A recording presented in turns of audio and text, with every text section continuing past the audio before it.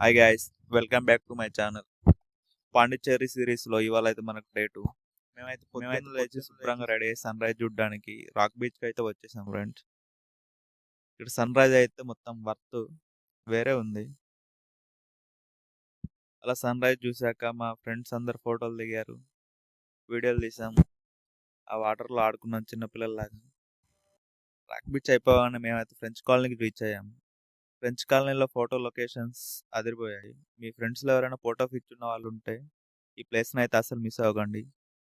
Photos వేరే లెవెల్లో వస్తున్నాయి, అదిరిపోయాయి. ఫ్రెంచ్ కాలనీలో ఫోటోలు దిగడం అయిపోయాక మేమైతే టిఫిన్ చేయడానికి బయటకు వచ్చాం. ఈ హోటల్ అయితే మన ఫ్రెంచ్ కాలనీ పక్క సందులోనే ఉంటుంది. ఈ హోటల్ ఓనర్స్ మన తెలుగు వాళ్ళే.